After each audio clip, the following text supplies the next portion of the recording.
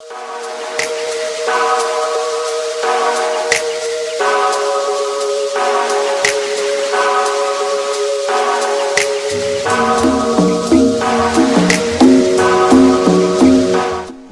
up guys, AJ here from Next Level Living.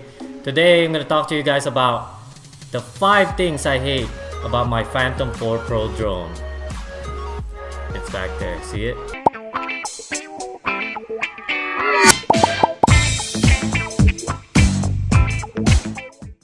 Now this is not in any particular order. I don't hate one more than the other. I'm just going to randomly split them out. The first thing I hate about my drone is that it's big. I mean huge. That's what she said, right? Now as you guys see here, I look like an idiot carrying this huge backpack behind me, and my girlfriend actually teases me that I look like Kame Sennin, which is Master Yoshi for the Americanized Dragon Ball. Now when you're just driving around and you're going camping, or you're just taking it to your mom's house or your friend's house or somewhere nearby, and you just throw it in the car, that's fine. The size is not that big. It actually just fits in your trunk. You know, it doesn't get in the way. Now when you're traveling through the plane, it's a little different. If you're someone like me, I don't like checking in bags. I like just doing carry-ons. I don't want to lose my bag. I don't want to get to my destination and my check-in bag doesn't arrive with me. With a carry-on, I have full control. Now with the Phantom 4, it's another thing that's almost as big as a carry-on. This is an issue for guys like me. Basically now you have 2 things that are almost full-size carry-ons, so sometimes the gate agent won't let you through.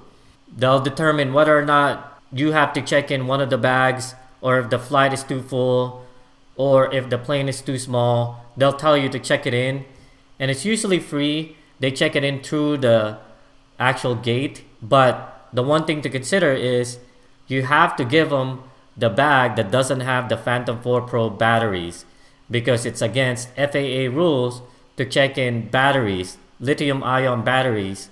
So make sure you keep them as the one that you're keeping as a carry-on rather than the one that they're making you check in through the gate.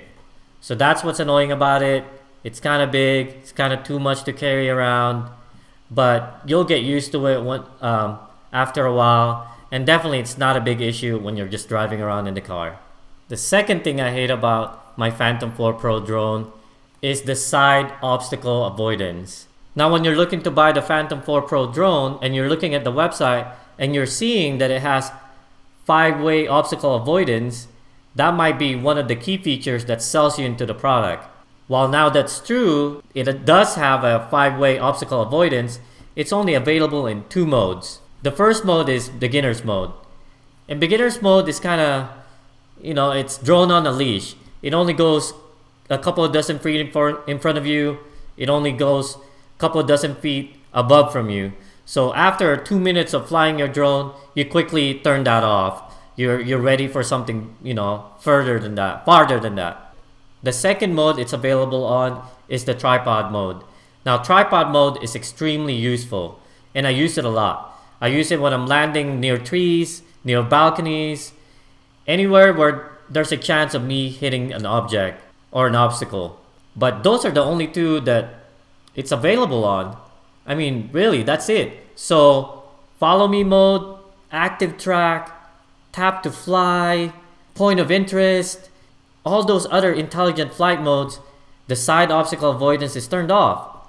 So if you're doing a follow me mode and you're doing orbit, you better be careful, because it might actually hit a tree that it's orbiting to. Sometimes the forward obstacle avoidance will catch it, but sometimes it won't.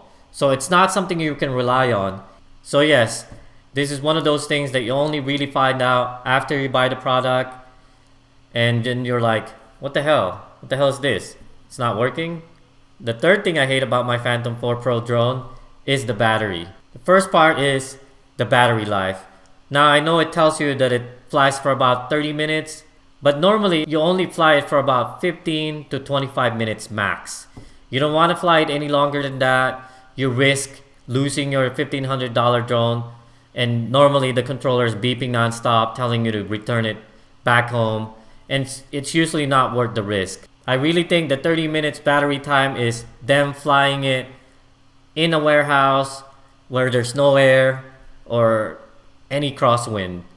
When you actually fly it in real life and when you get up there, especially over water, near the mountains where normally people fly their drone on to take pictures of, there's a lot of crosswind, so your drone usually uses a lot more power and it drains your battery quicker. The second bad part about the battery is the charge time. Now the official charge time is 140 minutes, but I swear it's longer than that. And it's usually okay when you're flying around your house, you come back home, put it back in the charger, it's fine. And you can even say it's okay if you have 3 batteries. Now picture this. You're on the trip somewhere, you find a good spot, you fly your drone for about 20 minutes, it's at 20%, that's good. You go to another spot and you fly your drone again for another 20 minutes using the second battery. Now you're out 2 batteries. Now you go to a third spot that you like and you fly your drone again. And this is another 20 minutes or so. And there you go. You used up all your 3 batteries and you still have maybe half the day left. Now you're going to try to use your car to charge it. And I swear it takes like 4 hours to charge the battery from empty to full using your car charger. And normally it's not an issue, like I said, when you're just shooting around your house. But when you're around doing multiple shots in one day, and when you get to a really good destination and all your batteries are used up, it kind of bums you out. And I know you'll say that buy more batteries, but they're $170 each and I only have 2. So 2 is 2 sessions of flying in one outing. So that's one thing that I don't like about my Phantom 4 Pro. Now the fourth thing I hate about my Phantom 4 Pro drone is the landing gear. The landing gear is due for an update, for sure. It's not nearly as bad as the MAVIC Pro, which I think has the worst landing gear in all of drones. The MAVIC is really bad because the gimbal sits too close to the ground, and any imperfections on the ground, any ground that's not level, it'll hit the gimbal. And gimbal is one of the more expensive part of the drone, and it's really fragile. So you don't want to hit it, you don't want a pebble hitting it, and you don't want anything hitting it and breaking it.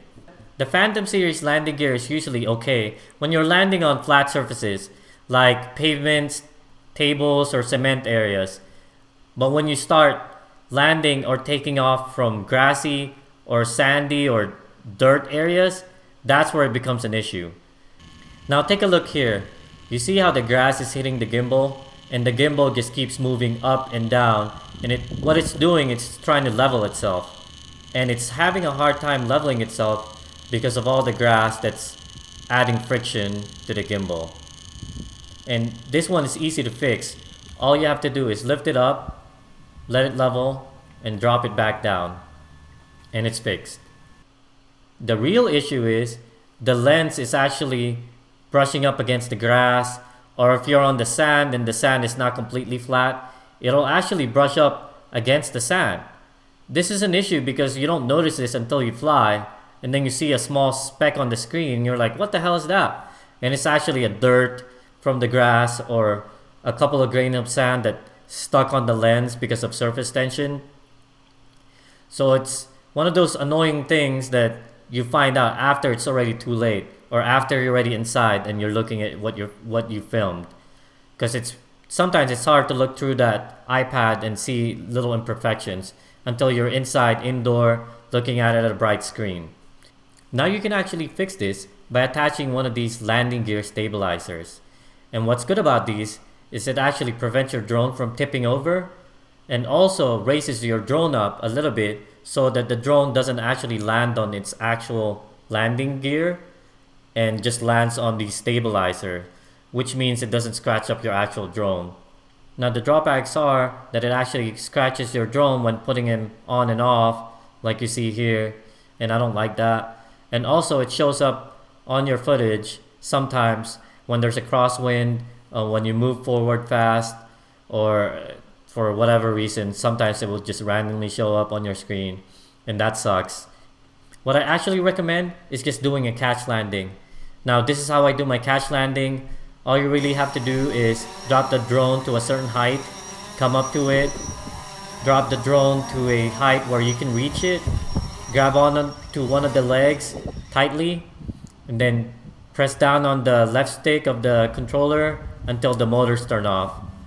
And that's just as good as landing on the ground, and it's a little safer for your gimbal. But be careful doing it. Don't hit yourself, don't hurt yourself. Just try to be careful, because it does hurt and it might cost you to crash your drone, and I don't want to be responsible for it. So just be careful trying it out.